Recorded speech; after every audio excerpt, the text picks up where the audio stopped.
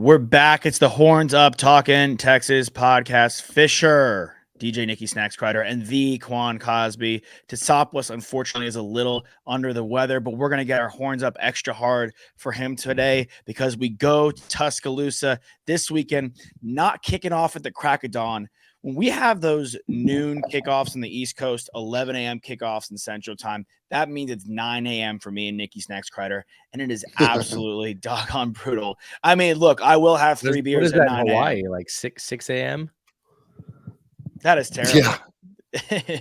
I didn't even know what Hawaii time is. I will have beers in the morning, a couple mimosas, but I'm glad that it's at 4 p.m. our time, which means 6 Central, 7 Eastern, prime time, SEC football against the Alabama Crimson Tide. And I kind of want to touch base on what happened last week.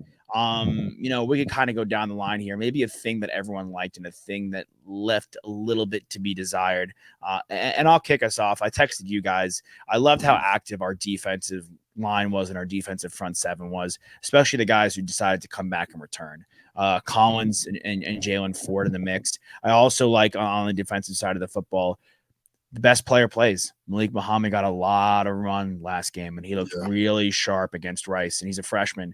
So last year, the first year we did our show together, we harped on the defense heavily. Last year, the defense took a massive step forward. We lost Gary Patterson. We were like, oh, no, are we going to revert back to what we were? Right, the first year that this podcast had started. But week one, outside of us electing not to punt, which I was actually weirdly okay with on that first drive. It was kind of a drop your nuts on the bump type moment. Like, all right, whatever, dude. We're just gonna like play, Madden football out here. Outside of that, where they had excellent field position, we're able to kick a field goal on us. The defense only let up 7 points against a starting quarterback who has been a quarterback in college football for a number of years and for a number of good programs. So I was really impressed with our defensive front seven, and I'll give a little nod to Malik Muhammad. Yeah, I agree, man. I think, and kudos to PK because he was in an impossible scenario last year where the defense improved vastly, but with Gary Patterson been in the building, unfortunately, Gary's going to get a lot of the credit. What I think PK showed and going to continue to show, like a Bo, which, by the way, we have to talk about Coach Bo wearing a freaking sweater / pullover in 100. Dude, they said it was 160 on that field, and he had a freaking, was it a sweater? What was that thing? It was what hot. do we call those things now? It's put it like this. He didn't have on shorts and the short sleeve like I did. And so it's so cool because he's so good at what he does. We saw that rant he had with the players, but it's psychological for him. They got some players, and he clearly has gotten in those defensive linemen's head because they're flying all over the field. They're rotating, they're creating depth. So I'm right there with you, man. I think the defense did their thing. And I honestly, I think overall, especially looking around this league, let me see, TCU, Clemson, Baylor, Tech. There's a lot of schools who wish they had a 27-point win with the most vanilla game plan on the planet. So I think it was a heck of a start for the season. And we saw some good things. After rewatching it, because everybody was, oh, gosh, the deep ball, the this, to that. After rewatching it last night, I saw a lot of positives. And the beauty, and what I really mean by that is the negatives I saw can be corrected before Monday. A drop ball, a missed route, a missed throw. Those are things that are easily correctable versus just not having the Jimmies and Joes or the players or the game plan or all the above. So I'm fired up after week one. Yeah, I'm with you. And you mentioned being a vanilla game plan. I mean, similar thing happened last season. When we opened up the season, we kind of pulled the punches back a little bit. And then we, threw some trickery out there and kind of got more creative with our game plan against Bama.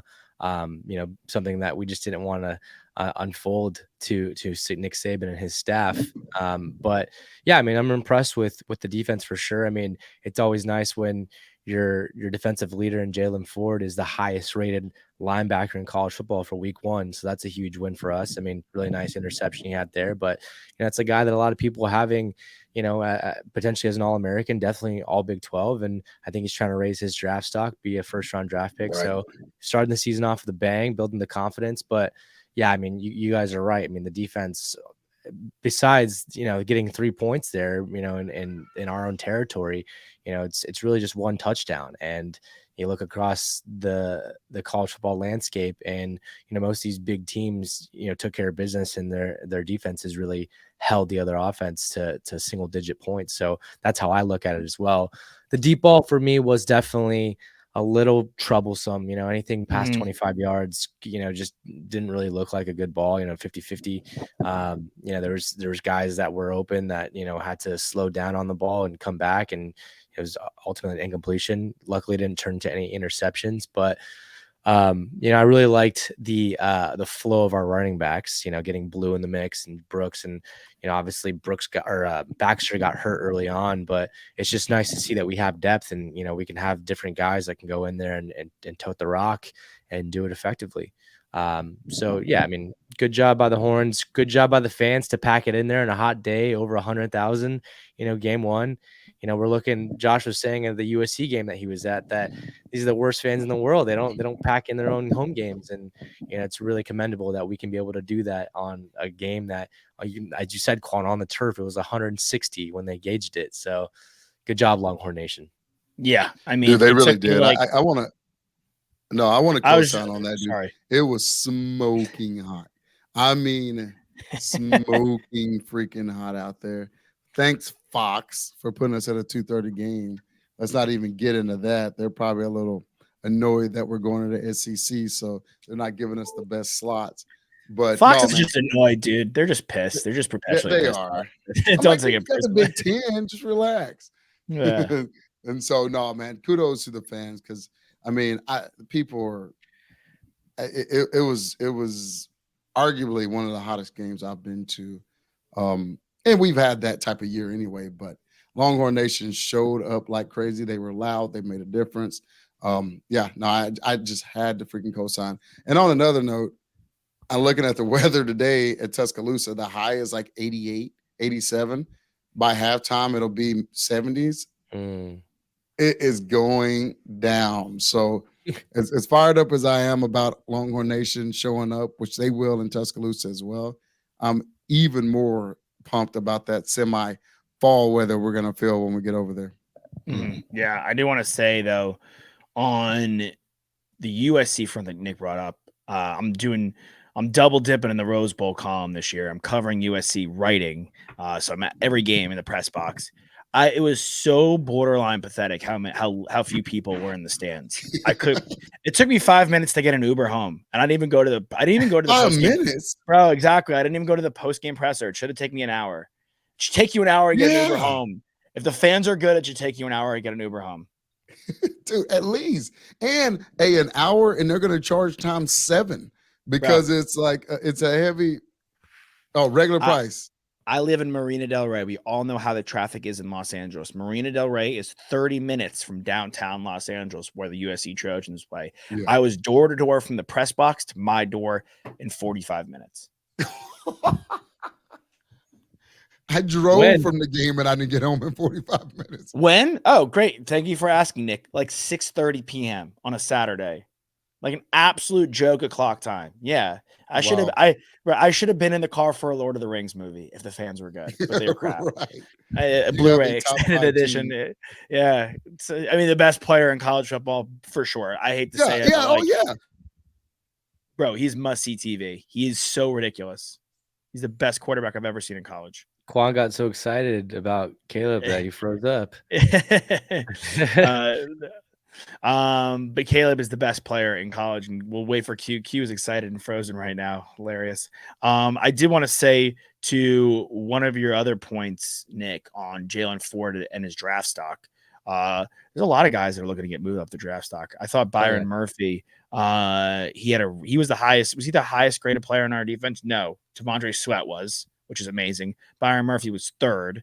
But we had how many guys? We had 12 guys play 20 plus snaps. We had 1, 2, 3 guys rated 90 plus, 4 being one of them, Murphy and the aforementioned Devondre Sweat.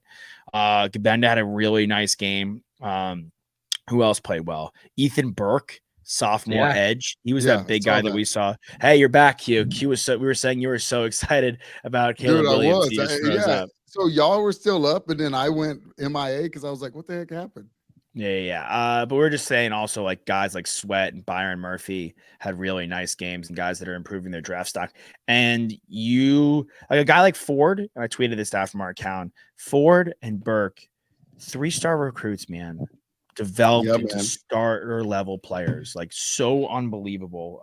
Burke's a kid too, I think, that, was really vocal in the whole recruiting game too, to get some of his Westlake guys over. So he's not just been getting it done on the field, but off the field as well. Big defensive lineman, helped us out this year. Got one of his teammates on board. Yeah. No, and that's what's cool to see with this culture. We talk a lot about Arch, and people are going to respond to the Manning brand and Arch and what he represents, but also Birch. So many guys have bought in. I will absolutely admit, I hated recruiting. And we've talked about it in another podcast. I don't want to put my time and effort on a kid that may not choose Texas. I feel like I'm pretty good at convincing them, but especially now in the NIL era, I would have been horrible at recruiting because I can tell you everything you need to hear, but money's going to change your mind. And I'm not okay with that. I love to mentor them when they get on campus, but kudos to this crew because Sark talks a lot about them wanting to win and wanting to be a team and all these different things. And they truly do care and love. In this NIL era where it's always do they really like Texas like they should? Do they really care about the burnt orange? I do think this crew does. I really do. And they want you to love Texas, and NIL be icing on the cake versus choosing Texas for that money. And kudos to this crew and their culture, because I think they're getting a lot of those guys. Mm-hmm. Yeah, without a doubt. And just to go off that, I mean, it really helps to love Texas and be a part of this tradition when Longhorn Nation's showing up every game, no matter what type of game it is. If it's an early game, a late game, a Rice game, a Bama game. So keep it up, Longhorn Nation, because whenever we get recruits in the stands, they hear the Texas fight, and it's something that's different than any other college, Well, and to piggyback on it being the Bama game, we heard what Will Anderson said last year. Loudest place the dude's been in freaking SEC. He's been in Baton Rouge. He's been all over the SEC, Athens, and to hear him say that was the loudest place I've ever been in, that says a lot. Now, marketing, baby, free marketing. About the way. I will be, for the first time, and I don't say this in a kind of a hoity-toity way, I'm going to be in the nosebleeds, baby. They're putting us in the clouds for this game, and I'm going to tell you, I love it. That's exactly what they should do. We put them in the nosebleeds. They should reciprocate. Yeah. That is competition. That's what it's about. Some Longhorn fans, because we are a little bit spoiled, are pissed off about it, but I'm like, no, this is going to be cool. Yeah. Mm-hmm. Yeah, I mean, we'll be like, surrounding them from the top down. So when we storm their field, they'll just have to like crowd surface down to the level. Dude, yeah. Yeah, I don't know, man. I think it's great marketing, obviously, from Will Anderson, but it's also like there's going to be major recruits at this for both sides. A win in Tuscaloosa would be major for the recruiting game. I do want to get to, though, some things that we touched on the long ball, which Quan, in your watch back, you said you were a little more impressed with than a lot of Longhorn Nation was on Twitter. And Nick, that was a 50-50 thing for you. Saban is the best, if not one of the best, if not the best, at exposing weaknesses. And his game plan is going to be rock solid. Whether they execute it to their fullest, hey, anything can happen on any given Saturday, Sunday, Friday, Thursday, Monday, pretty much every day of the week that we now have football. But Nick Saban's going to come in with a game plan. What are some things that you guys are looking on to improve? I guess I'll kick us off again. I want to see a little bit. I want to see the blocking be better. It wasn't even an original idea I had. My old man told me that was one thing that he felt be desired, and I said, I actually thought the blocking was pretty good. I thought we looked pretty sharp on the line, and then I rewatched a little bit, looked at PFF, rewatched again, and our blocking left a lot to be desired in the run game. And I think our run game, we're going to need someone to really take over somewhat of an alpha spot. The new said B getting hurt, that was very daunting, but he looked pretty sharp. And then Brooks had some nice pass catching, had some nice runs in there. So, and then Blue is good. I would love for one guy to really establish themselves as the alpha. And you could look at it one way and say our best run blockers were Jordan Whittington and Casey Kane on PFF grades and be really excited. Or you can look at that and be like, oh no, our best blockers on the run game were wide receivers. We really need to step it up on the offensive line. On the pass grades, though, Calvin Banks was dynamite. And Christian Jones was awesome. And Jaden Blue was really good as a pass block and back. So I would love to see the offensive line take that step up because they're definitely going to need to against a very talented NFL-ready defensive line in Bama.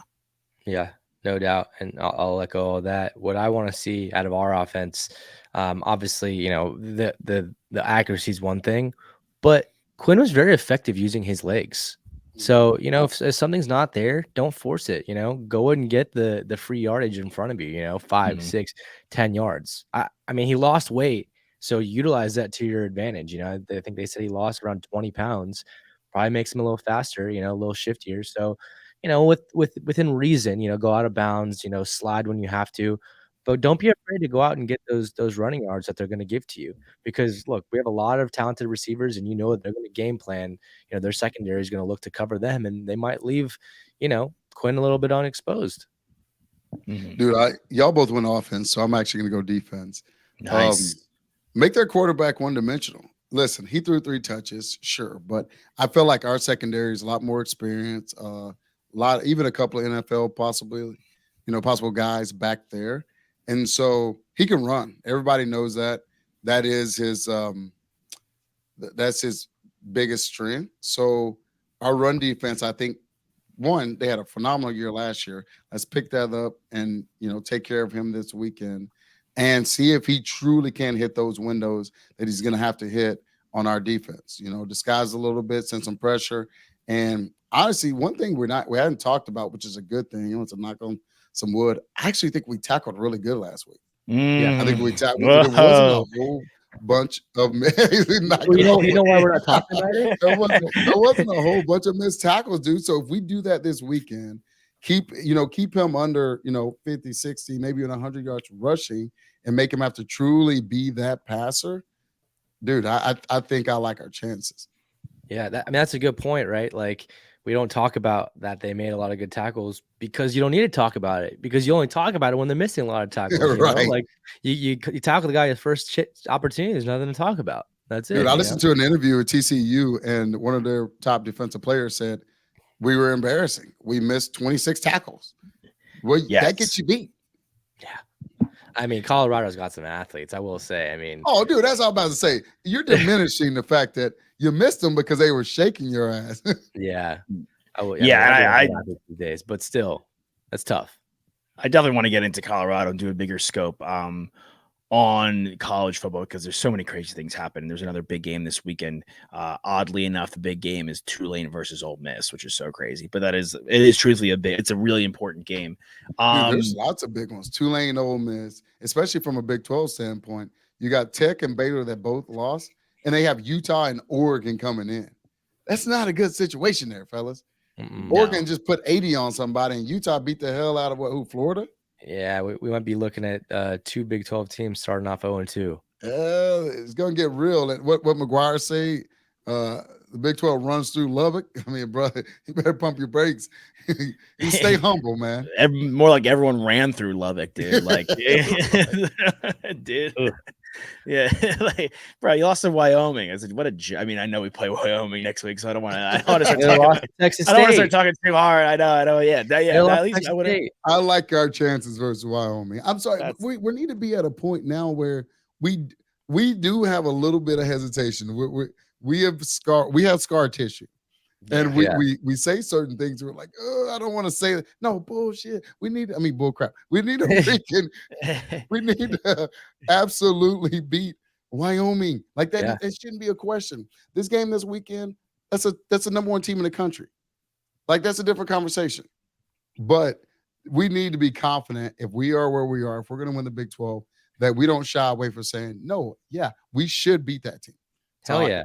I mean, the thing is, we have the PTSD from losing to Maryland back-to-back years. I mean, should not have lost either of those games, but BYU. I imagine we're No, all right. But yeah, exactly. I'm with you. Like, and I always say this just in general in life. Like, if you always have something good coming down the pipeline, this is my biggest piece of advice I ever give anybody. Get your hopes up. Because if you don't get your hopes up, then you're gonna be disappointed and be like sad when you don't get it. Like, why start off in that level? I'm going in. That's why I'm always drinking the Kool-Aid, and that's why I want to pass around my juice box to you guys, and maybe everyone grab a little sippy sip here. Hey, what do you? I'm a big fan of manifestation. So if we can manifest it, then maybe we. Oh, Dion talks about that all the time. You look good, you feel good, you play good. He has so many freaking one-liners, and which again, I think speaking of manifestation, he said was it Travis Hunter? Yep. That played 120 some plays. 6 o'clock in the morning, he said, "Let's go." I need that type of energy. That dude not only said that, he went out there and caught 100 plus and got a pick in the red zone. Yes, he believed it. He wanted it. He was prepared. So I'm right there with you. I believe in it. I never had a doubt. Listen, before the game, it wasn't nerves, it was butterflies. And that's a big difference. Butterflies is, oh, I can't wait to get this rolling. Nerves is, I'm not sure. And that's where I hope our guys have butterflies in Tuscaloosa. Certainly those guys in Colorado had butterflies in Fort Worth. And that's where we got to get to.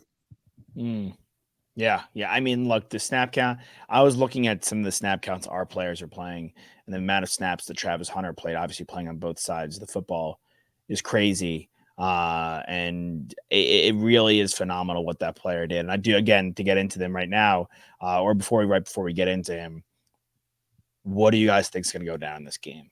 Give me a score prediction. They are 7-point favorites or 7.5-point favorites, but it's the third time in the last 10 years where Bama has been single-digit favorites at home, which is kind of crazy.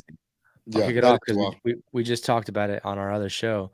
I think this Longhorn team is still a little frustrated and upset with what happened last year when they came to our home and, they took the win away from us and lost by 1 point, but, could have gone either way. Had a couple of missed calls, had some missed tackles, some blown plays, but a very winnable game. And I think they still have a sour taste in their mouth. So they're going to try to do the same thing to Bama, come to their home, but make it a lot less close. I think this is going to be a 10-point win by the Longhorns. Ooh, that's funny you said that. I've been thinking that for a while. I actually said that I think 3 months ago. I was like, I think it's going to be a 10-point win. I think it's a very weird place we're in because I think we match up well talent-wise, which nobody's done for a long time with Bama. So I actually think we do match up talent-wise with them. I do like the chip on your shoulder about last year. And I'm going to tell you, for one of the first times in a long time, I don't think our guys fear Bama. They showed zero you-know-whats when Bama came to town last year.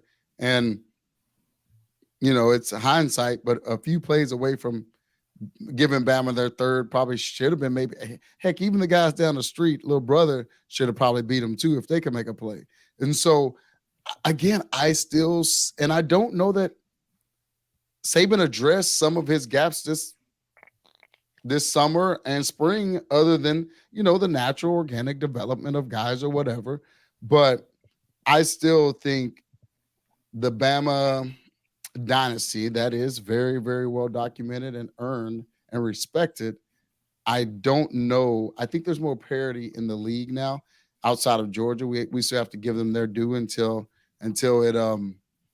it's proven different. But I don't think our guys fear them. And I'm right there with you, man. I said this probably 3-4 months ago that I think we're going to win by 10. And you just confirm I still have that feeling. I think we're going to take again. And we're homers, but it's bigger than that. It's just truly what I see. And Saban's the truth. They're great at home. But if we start fast like we're capable of, and we make that quarterback, was it Milwee or whatever his name is? Milrow, whatever his name is. We make him have to truly throw it to catch up with us. I think they have problems. Yeah, he's a runner first too. I mean, he had a nice game passing, but it was under 200 yards, and I think he's the guy that looks to run. I think he's a lot different than Bryce Young. Bryce Young kept him in the game against us last year. I mean, there's a reason why he was number 1 overall draft pick. But Milroe's a young guy. He's a sophomore, and he looks to run a lot. So if our athletic defense can contain him and make him feel uncomfortable, then he might force the ball and throw some bad throws and make some mistakes, which is what you want. Yeah, and the strength of our defense is the D line, and that makes running quarterback's job a little bit harder. Yeah, no doubt. Yeah, and that's been an Achilles heel for us over the past few seasons is the running quarterback. We've had a tough time against them. I think they're going to put up points. My score prediction is 38-28 Longhorns. I like the 10-point win, Nick. I'm not afraid of a semi-big spread. I guess it's not a big spread if you consider who we're playing. But I think that the 7.5 point spread, I'm not worried about. We saw what happened with Clemson when they went to Duke. They were 12.5 point favorites, and they absolutely got piped. They got crushed by Duke. So anything could really happen this season. I think there's a lot more parity in the league. I'm with you, Q. And I think if we look like we did in the second half and get rid of our, middle school playbook and really let everything go, which with 80 Mitchell, Cook, we got glimpses of what a lot of the new playmakers can do. Kane got snaps, Worthy, Nair got in the mix. Like Sanders had some really he drew up some epic plays. He showed a couple, but okay, if he's gonna really throw the kitchen sink at Alabama, they're gonna have to throw the ball to keep up. So I think they'll put up points, of course, but I think 38-28 is a really solid score for me. I think that's the last. Go ahead. I was just saying, I think your point to Sanders. Yes, he had that one big touchdown, but not a ton of balls thrown his way. I think they were hiding that a little bit. They don't want to show off the routes yet. It's funny you said. I truly think the key to this win, especially winning big, is Sanders and Jay Witt. Both of those guys don't drop balls. Jay Witt's going to get you first down, get you some yak. I mean, I think I heard some stat that out of his 60 catches last year, the average 11 yards a catch. Everybody call him a slot, but I'm like, dude, 11 yards a catch is not slot stuff. That's first down every time. And then last but not least, you just reminded me of something. We have 4 coaches who have been, maybe even 5 that have coached in that stadium. Half the issue in going into that stadium is unfamiliarity. No, bro, they've been there. They want a natty there. They're not worried about it at all. So psychologically, listen, they can describe that stadium on a level on Tuesday that makes it almost feel like they've been there before by Saturday. So nobody's going to be blown away by that. So I think that factors in as well on the Nick Saban teams struggling beating him. Well, when you not just the head, but your position coaches can be like, bro, it's going to be this, they're going to be that, they're going to be loud, but it's not that big a deal. We've been there. All of those things I think can help Longhorns' chances and going to pull in the upset. Yeah, absolutely. And I think that, the experience that a lot of these coaches have there. I will say Milroe's is a Texas kid. He's from Katy. So I want to throw that out there. So he's a Texas kid. He committed from Texas to go to Bama. Yeah. So it's because of Quinn. So, it's definitely, there's a lot of blood on the table, and that's been spelled in interesting ways.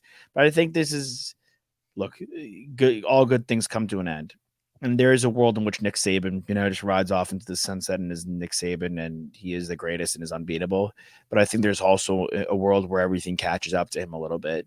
And I think now is Coach Sark's time to really usurp him and take the mantle. So I think we're all cautiously picking the Longhorns to win, not blindly, but very confidently and coolly confident. I think that this could be our time. And if we operate on offense exactly how we all think we can, it's going to be a very strong showing in Tuscaloosa. Yeah, I agree. I do want to ask a couple. Do you know Coach Prime? Q, have you met him? So I have met him. I actually worked out at back in my day. He had a workout facilities up in Dallas, and so I lived there and trained in that area. So I got a call from him right after the Fiesta Bowl. He said, "It's Prime, baby. I hear you want to train at so and so," and I forgot what he called it. I was like, "Holy bleep, this is." I was like, Prime. It was one of the. I was in the Arizona freaking airport connecting, leaving Scottsdale, and so it was one of the coolest calls I've ever gotten. We don't stay in touch, but I think I've said it. Him and Bo Jackson are my favorite athletes of all time. Yeah, I mean that's dual sport guys. I've watched everything on the planet Dion has ever done, and so like many people who appreciates Deion and what he's doing and his success and hope it continues, I'm adopting Colorado. I may even make a game this year. I've thought about it. So I'm fired up, dude. And by the way, I love Colorado too. That's one of my favorite places. But yeah, man, how freaking fun was that game? Kudos to Deion, the way he prepared those guys.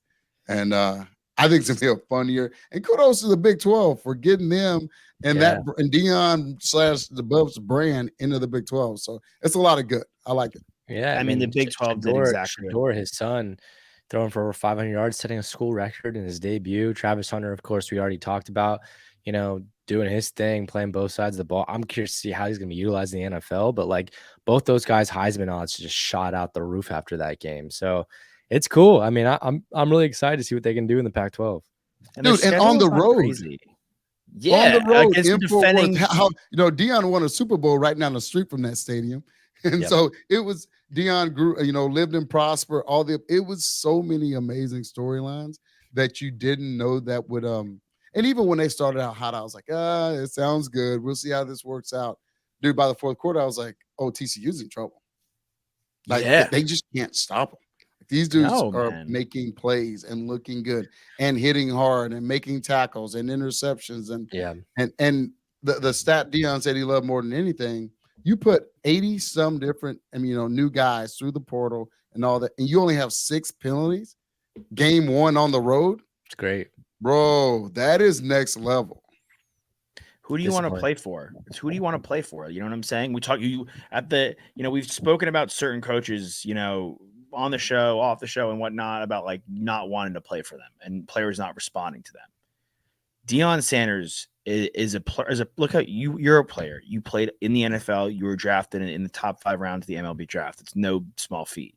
And that was your idol. Think about how many players that was their idol. Think about how many players' dads that was their idol. You know what I'm saying? Like that's who they're everyone wanted to be this guy. Not only is he a great mentor, and the proof is in the pudding. Like he developed his son. Like it worked. Like you're seeing it work. Like both sons too. Yeah. Oh, dude, his other son was the leading tackler on defense. Yeah, I mean, look, he's gotten guys to come play for him. Oh, Travis Hunter. Everyone's like, it's one game. First of all, he played all last year at Jackson State, which is again, it's not D1 or FBS or Power 5 or whatever it is, but it's still college football. And he was the number 1 recruit out of high school.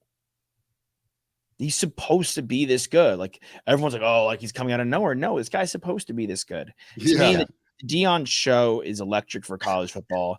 It's the Big 12 doing the opposite of what the Pac-12 did. It homered and got an unbelievable pick in Colorado, the one that I'm sure the Big 10 is kicking themselves for not getting in Colorado, and it's really going to help save the Big 12. And I think the Deion team that's a good point, because the Big 10, I mean, Ohio State does their thing for the most part. Michigan, they're blue bloods, but their marketing sucks. What Deion can do from an exposure and marketing stance, I mean, TV dollars, all the above, that would have been pretty big get.